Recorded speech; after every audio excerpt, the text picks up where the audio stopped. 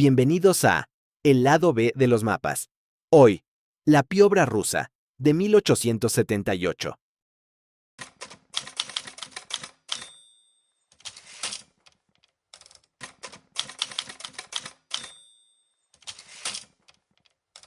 ¿Qué pasaría si los países no fueran solo colores en un mapa, sino personajes con caras, cuerpos e incluso tentáculos?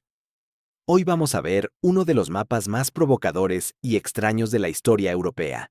La piobra rusa, el mapa de 1878 que convirtió a Rusia en un pulpo monstruoso. Pero no es solo una caricatura, es una radiografía política disfrazada de sátira. El año es 1878. Europa está inquieta. El Imperio ruso ha salido triunfante de la guerra contra el Imperio otomano. El Tratado de San Estéfano parecía haber ampliado su influencia en los Balcanes, pero las potencias occidentales no están contentas. En respuesta, se convoca el Congreso de Berlín, con Alemania, Gran Bretaña y Austria-Hungría como protagonistas. El mapa político del continente está en juego, y en medio de esta tensión aparece este mapa satírico. Este mapa fue publicado por la revista italiana Il Papagayo, justo cuando estallaba la guerra entre Rusia y el Imperio otomano, y su autor, Augusto Grossi, no fue sutil. Dibujó a Rusia como una enorme piobra, un pulpo de mirada siniestra, con tentáculos extendidos por media Europa. Este no era un mapa común, era una declaración política, una advertencia, una crítica, y también un reflejo del miedo que muchos sentían hacia el expansionismo ruso. En el centro del imperio, el rostro del pulpo emerge del corazón de Rusia. Tiene ojos penetrantes, expresión calculadora. No hay duda. No es una criatura simpática. No sonríe, observa, planea. Esta representación encarna la imagen de una Rusia peligrosa, manipuladora, con ambiciones sobre cada rincón de Europa. Los tentáculos no son aleatorios. Cada uno apunta hacia una región estratégica. Uno se enrolla sobre Polonia, otro se extiende hacia los Balcanes, justo donde Rusia acaba de derrotar al Imperio otomano. Otro se estira hacia Turquía, y más al sur, uno intenta alcanzar el Cáucaso. Incluso hay tentáculos que amenazan a Escandinavia, Austria-Hungría e indirectamente a Alemania. El mensaje es claro: Rusia se está entrometiendo en todos lados, y los europeos lo sienten. La representación de Polonia en la piobra rusa es una de las más potentes y simbólicas del mapa. Vamos a analizarla visual y geopolíticamente para entender qué significa ese tentáculo que la atrapa. Polonia aparece parcialmente enrollada por uno de los tentáculos del pulpo ruso, que se extiende desde el cuerpo principal, en Moscú, hacia el oeste de Europa. Polonia no tiene una figura clara, solamente se ve un rostro. Está reducida a un territorio atado, casi asfixiado por el poder del Imperio ruso. ¿Qué pasaba con Polonia en 1878? En ese año, Polonia no existía como Estado independiente. Había sido dividida y repartida en el siglo XVIII entre tres imperios. Rusia tenía la parte oriental, Prusia, Alemania, ocupaba la parte occidental, y Austria-Hungría poseía la parte sur. Desde entonces, los polacos vivían bajo ocupación extranjera, sin soberanía, y eran constantemente reprimidos cuando intentaban rebelarse. En 1878, Polonia estaba bajo fuerte control ruso, especialmente la región conocida como Congreso de Polonia, anexada al Imperio ruso tras el Congreso de Viena. Allí donde antes hubo reyes y resistencia, hoy solo queda un nudo. Polonia no habla, está atrapada, enrollada por un tentáculo que viene del este. Ya no es un país, es una presa muda del pulpo imperial. Hay algo que el mapa no dice, pero que grita desde el fondo del Mar Negro. Crimea. A solo 2 décadas de haber sido escenario de una derrota que humilló a Rusia, ahora vuelve a ser su fortaleza. En silencio, se ha convertido en el nido del pulpo. Allí reposa su flota. Desde allí se despliegan sus tentáculos. No está dibujada con garras, pero late con intención. Aunque Crimea no está resaltada explícitamente en el mapa satírico, forma parte del cuerpo del pulpo ruso. Su papel invisible pero clave refuerza la idea de que el pulpo tiene bases ocultas, desde las cuales proyecta su poder. En 1878, Crimea es la plataforma del Imperio ruso para influir en el Mar Negro, el Cáucaso y los Balcanes, justo las zonas que los tentáculos intentan alcanzar.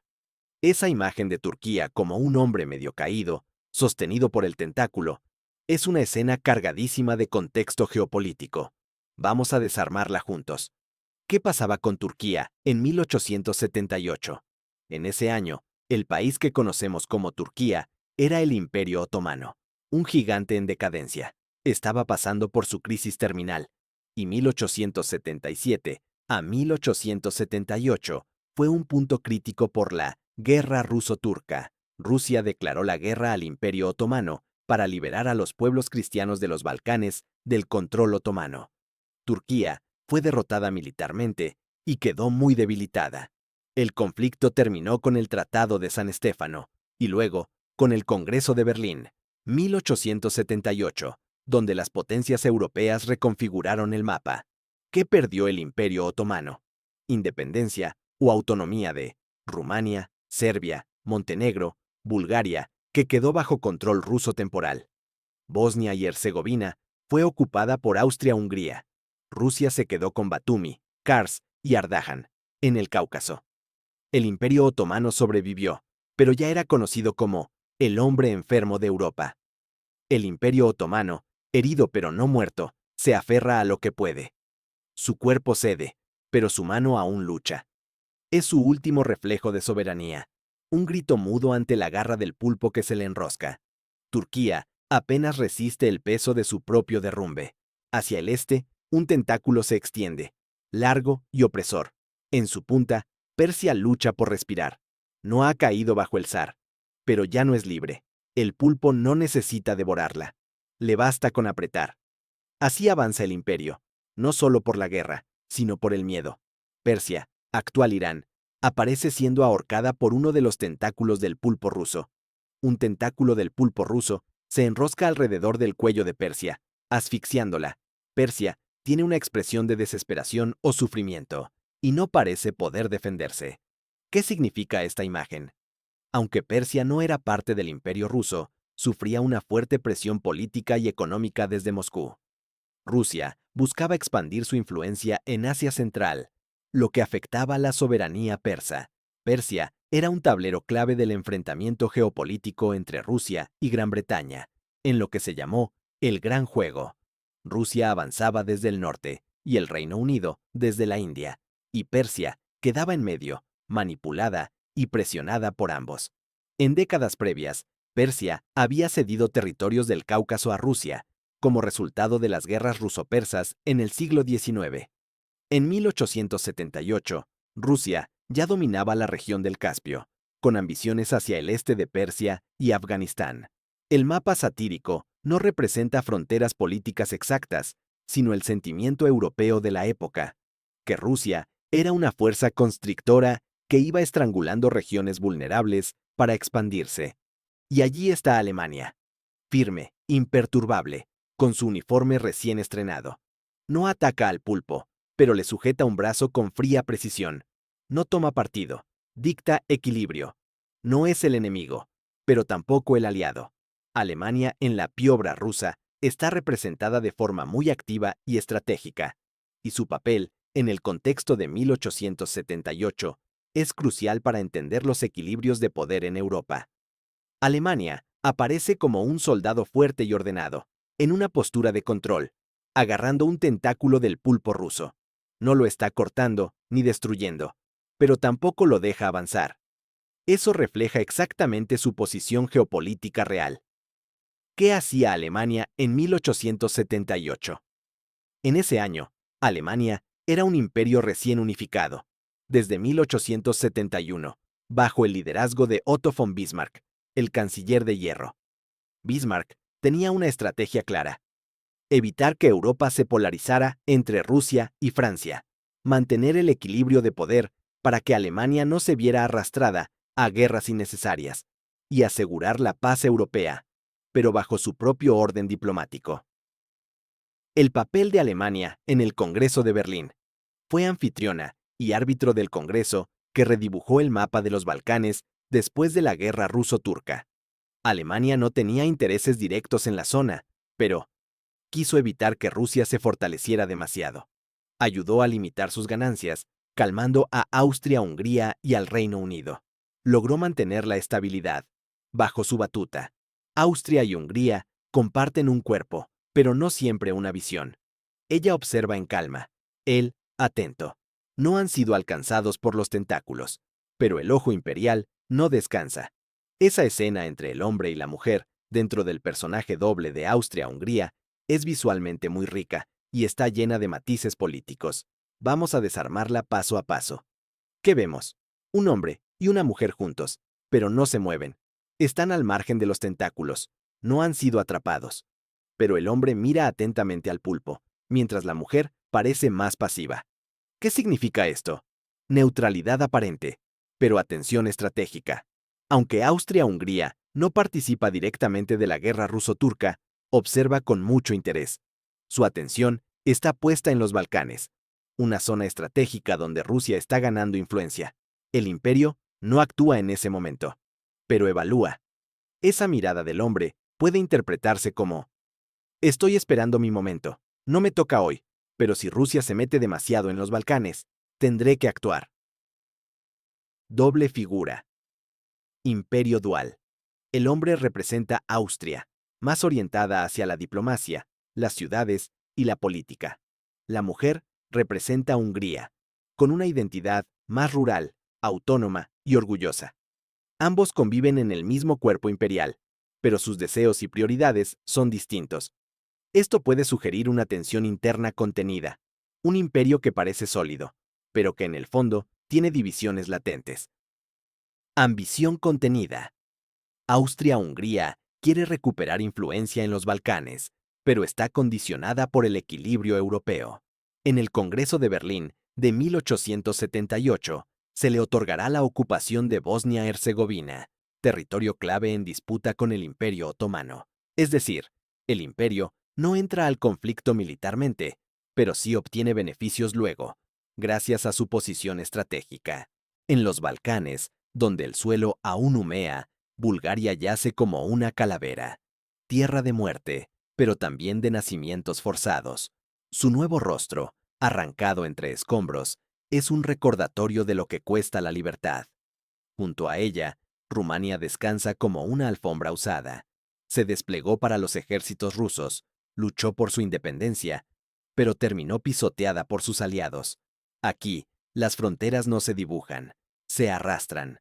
La calavera en Bulgaria y la alfombra arrollada en Rumania son de las más crudas y simbólicas del mapa, la piobra rusa. Ambas están cargadas de referencias al conflicto más candente de ese momento: la guerra ruso-turca y la crisis balcánica. Bulgaria como una calavera. ¿Qué significa? Representar a Bulgaria como una calavera es un mensaje directo: muerte, guerra, sufrimiento. Es uno de los territorios más golpeados por la guerra entre el Imperio ruso y el otomano, escenario de batallas brutales como Plevna y Shipka. ¿Qué pasaba en Bulgaria en 1878? Fue el epicentro de la guerra. Las tropas rusas, apoyadas por milicias búlgaras, enfrentaron al ejército otomano. Las ciudades, aldeas y campos búlgaros fueron arrasados y hubo graves pérdidas humanas. Un nacimiento simbólico. El Tratado de San Estéfano, en marzo de 1878, propuso crear una Gran Bulgaria, aliada de Rusia, pero otras potencias, en especial Austria-Hungría y Reino Unido, se opusieron. En el Congreso de Berlín, en junio de 1878, se redujo el tamaño de Bulgaria y se le dio autonomía limitada, bajo soberanía otomana. La calavera representa tanto la tragedia reciente como el hecho de que el nuevo Estado búlgaro nació de entre los muertos. Rumania como una alfombra arrollada. ¿Qué significa? La imagen de Rumania como una alfombra enrollada sugiere que fue pisoteada, usada o desplegada, y ahora enrollada nuevamente. También puede aludir a ser territorio de paso o de uso estratégico por otras potencias. ¿Qué pasaba en Rumania en 1878? Rumania permitió el paso de tropas rusas por su territorio para atacar al Imperio Otomano. Luchó del lado ruso con sus propias tropas, Pero tras la guerra, Rusia le quitó la región de Besarabia, que antes le había cedido a Rumania. Aunque se reconoció su independencia, Rumania quedó resentida con Rusia. La alfombra enrollada puede simbolizar cómo fue desplegada en la guerra y luego recogida sin grandes beneficios. Una herramienta más del juego imperial. Y en el sur, aparece Grecia, no con corona ni espada, sino como un cangrejo, un animal que no ataca de frente, pero tampoco se aleja. Se mueve de costado, como lo hacía la política griega de entonces, entre la neutralidad y la ambición, con pinzas listas para aferrarse a cualquier territorio otomano que quedara suelto. Aliada, oportunista, tal vez ambas cosas, y eso la volvía imprevisible. Que Grecia aparezca como un cangrejo en el mapa satírico La Piobra rusa no es casualidad. En la iconografía satírica del siglo XIX, cada animal tenía una carga simbólica fuerte, y el cangrejo tiene varias lecturas posibles que encajan muy bien con la situación geopolítica de Grecia hacia 1878. Vamos por partes. ¿Por qué Grecia es un cangrejo en la Piobra rusa? El cangrejo no se mueve en línea recta, sino de costado. Esto puede interpretarse como una alusión a la actitud ambigua de Grecia frente a los conflictos balcánicos. En 1877-78, Grecia no participó directamente en la guerra ruso-turca, pero apoyaba en secreto a los eslavos y cristianos contra los otomanos. Esa doble posición, neutralidad oficial, apoyo informal, generaba desconfianza en las potencias europeas. El cangrejo tiene un cuerpo pequeño, pero unas pinzas grandes y agresivas. Esto podría representar la aspiración griega al expansionismo territorial, especialmente hacia Macedonia, Tesalia, Epiro y las islas del Egeo, aún bajo control otomano. Aunque militarmente débil, Grecia estaba lista para pinzar territorios si el imperio otomano colapsaba. Grecia está siempre ligada al mar, un país marítimo, con intereses estratégicos en el Mediterráneo oriental. El cangrejo, al estar en la costa, también simboliza a una nación que no se lanza al centro del conflicto, pero vigila desde los márgenes, lista para reaccionar si se presenta una oportunidad. Y allá abajo, en lo profundo del mar olvidado, un pez yace atravesado por una espada. ¿Será Caldea? ¿Será la última víctima invisible del imperio? Sea lo que sea, hasta el mar sangra cuando las potencias se disputan el mundo. Ese pez con una espada clavada es uno de esos detalles visuales que, aunque parecen decorativos, suelen tener carga simbólica. Vamos a analizarlo paso a paso. Aparece en el Mediterráneo oriental, hacia el sur de Asia Menor, actual Turquía. Está fuera del mapa político, pero visualmente conectado con la narrativa. No se puede leer con precisión la palabra escrita en el cuerpo del pez, por lo que es muy probable que no sea una palabra real, sino una invención fónica o caricaturesca. Podría ser una deformación de Caldea, región histórica de Mesopotamia. También podría aludir al nombre de una isla o zona marítima conocida en la época, pero escrita con estilo sarcástico. Posible significado. El pez representa al Mediterráneo oriental como una zona rica pero indefensa, fácil de pescar o conquistar. Que tenga una espada clavada puede representar la agresión militar o el control violento. El Mediterráneo está herido. La palabra canoia o similar a la misma puede ser un juego visual que suena a condena, cautiverio o incluso a canoa, un objeto fácil en un mar hostil. Su ubicación está muy próximo del territorio otomano en declive. Podría simbolizar su situación crítica o el fin del imperio, navegando a la deriva. Por otra parte, aunque Caldea ya no existía como entidad, en 1877, es posible que el mapa use un nombre en forma simbólica o satírica, evocando una tierra antigua destruida por la ambición imperial, un eco del pasado glorioso, ahora convertido en víctima, o incluso como una forma poética de representar el fin de los imperios. Italia rueda sobre patines, ambiciosa, joven, ansiosa por entrar al club de las potencias, pero aún no sabe cómo. Sostiene una rana, un símbolo de triunfo o un chiste de mal gusto. Mientras los imperios se disputan el destino de Europa, Italia parece resbalar en su propio entusiasmo. Se mueve rápido, pero no se sabe hacia dónde. Esa imagen de Italia con patines y una rana en la mano es una de las más intrigantes y cargadas de ironía del mapa. Vamos a analizar su simbolismo visual y su contexto geopolítico. Italia era una nación joven, unificada recientemente en 1861, y todavía en proceso de consolidación territorial y política. En 1878, acaba de morir el rey Víctor Manuel II, y su hijo Humberto I asumía el trono. El país tenía un fuerte deseo de convertirse en una potencia europea rápidamente, pero no tenía aún la estructura ni los aliados para hacerlo. Los patines podrían simbolizar la prisa por estar a la altura de las grandes potencias, pero también podría significar la falta de estabilidad. Se mueve, pero puede caer fácilmente.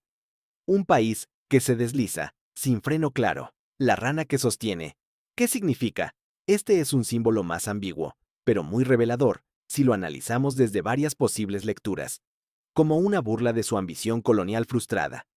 Italia tenía aspiraciones imperialistas, pero aún no contaba con colonias importantes. La rana puede representar un trofeo insignificante, comparado con los botines de guerra o territorios que se disputaban otras potencias. Mientras otros discuten sobre Crimea o los Balcanes, Italia apenas sostiene un batracio, como un símbolo de inmadurez.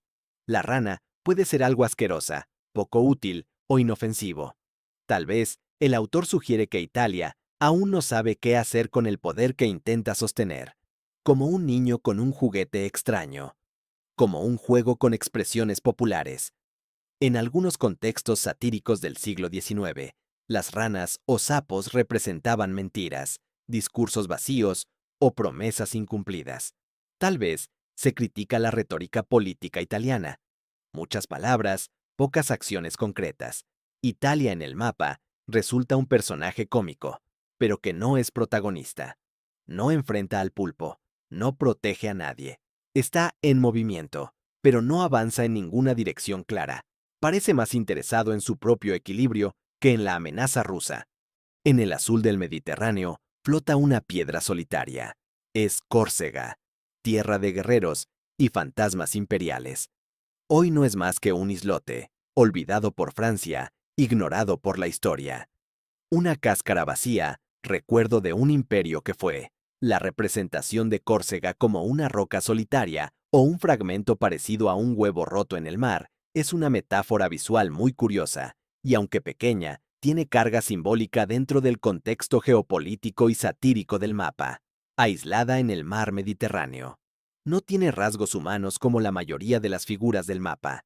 Parece una piedra, un fragmento o una cáscara, sin expresión ni acción. ¿Qué simboliza? Córcega, aunque pertenecía a Francia desde el siglo XVIII, no tenía protagonismo político en 1878. En el mapa, su aislamiento visual sugiere irrelevancia o desconexión de los grandes juegos geopolíticos. El hecho de que parezca una cáscara de huevo o una roca suelta puede aludir a su condición marginal. Una isla ruda, montañosa, históricamente rebelde, pero sin fuerza real frente a los imperios. Francia no usaba Córcega como bastión político o militar relevante en ese momento, por lo que podría estar dibujada así como una pieza rota o ignorada. Para algunos observadores, Córcega puede ser una referencia indirecta a Napoleón Bonaparte, nacido allí. Al representar la isla como un pedazo inerte, se podría estar ridiculizando la gloria pasada o el ocaso del mito napoleónico frente a los nuevos poderes imperiales. Allí, en el margen del mapa, un hombre solitario mira el avance del pulpo. Está encadenado, sentado sobre su isla. Es Cerdeña, recordando los días en que fue reino.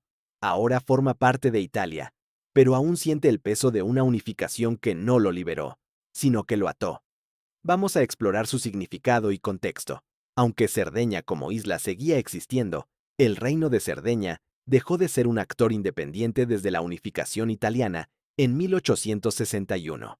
Fue el núcleo inicial del nuevo reino de Italia, encabezado por la Casa de Saboya. Pero, ¿por qué seguiría apareciendo como figura separada? Porque era una identidad regional fuerte, todavía con cierto resentimiento y marginalización dentro del nuevo Estado. Muchas veces, en las representaciones satíricas, las antiguas entidades políticas se mantienen visualmente para destacar tensiones o legados no resueltos. ¿Y qué representa entonces ese hombre encadenado? El que esté sentado sobre una roca podría simbolizar el aislamiento y una pasividad forzada. Cerdeña está al margen del nuevo poder italiano.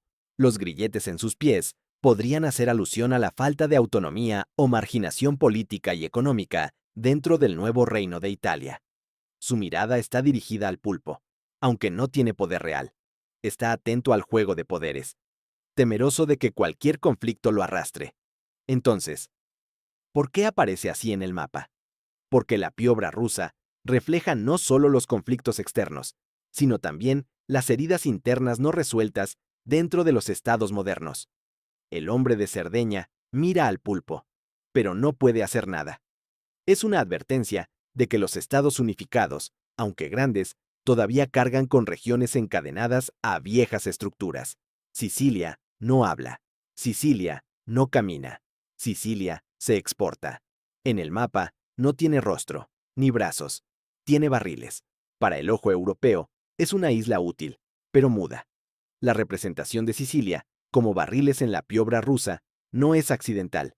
Este tipo de detalle visual tiene un fuerte contenido económico, político y cultural, y nos da pistas sobre cómo era vista Sicilia en la Europa de 1878.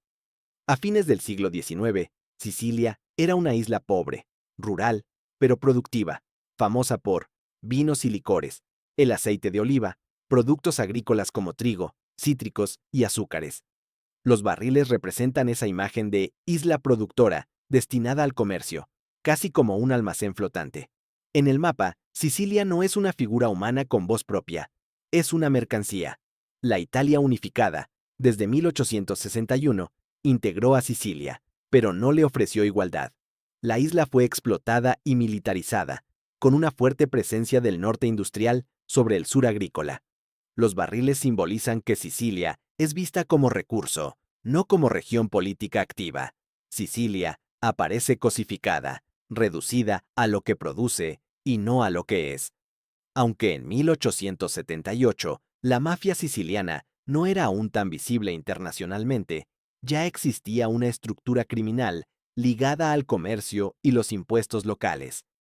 Para algunos analistas modernos, los barriles podrían sugerir el tráfico, el contrabando o la opacidad económica.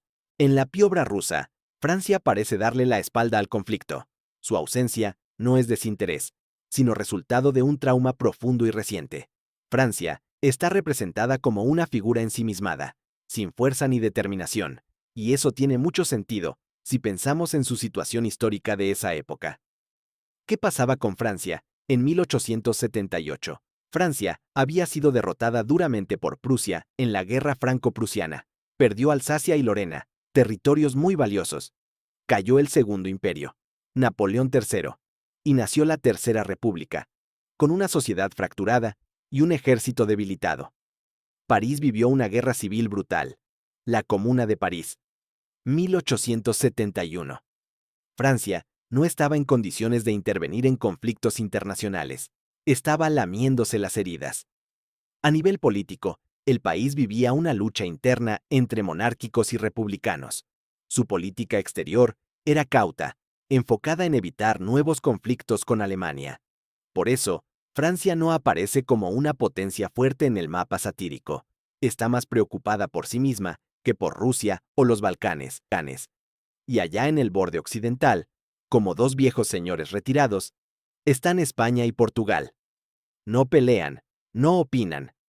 Miran hacia el océano, de espaldas al conflicto. Hace tiempo que dejaron de ser protagonistas. Mientras Europa se tensa, ellos se mantienen al margen.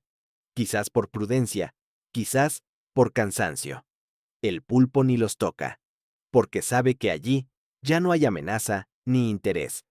Tanto España como Portugal aparecen gráficamente de espaldas al conflicto. Y eso no es solo una decisión artística, es una posición política muy precisa dentro del contexto europeo. Vamos a desglosar qué pasaba con ambos países y por qué están retratados así.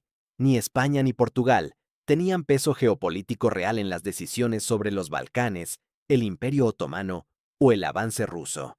El Congreso de Berlín se celebró sin participación de estos países. Mientras otras potencias intervenían o se preparaban para la guerra, la península ibérica estaba ausente de la escena. España, una potencia en declive. Aunque intentaba estabilizarse, estaba centrada en su política interna. Conflictos dinásticos, regionalismos, economía frágil. Además, ya se veía como una potencia colonial secundaria, con sus ojos más puestos en Cuba y Filipinas que en Europa. Portugal. En la sombra británica, Portugal mantenía una relación casi dependiente con Reino Unido, su aliado tradicional. Se mantenía neutral en los grandes conflictos continentales, asegurando su estabilidad a través de una diplomacia prudente. Su interés principal seguía siendo proteger sus colonias africanas, Angola, Mozambique, y su economía débil. Bélgica y Holanda aparecen de forma discreta, pero no sin intención. Vamos a desentrañar lo que representan visual y geopolíticamente en ese contexto. ¿Qué pasaba con Bélgica en 1878? Desde su independencia en 1830, Bélgica estaba garantizada como neutral por las grandes potencias. Tratado de Londres de 1839.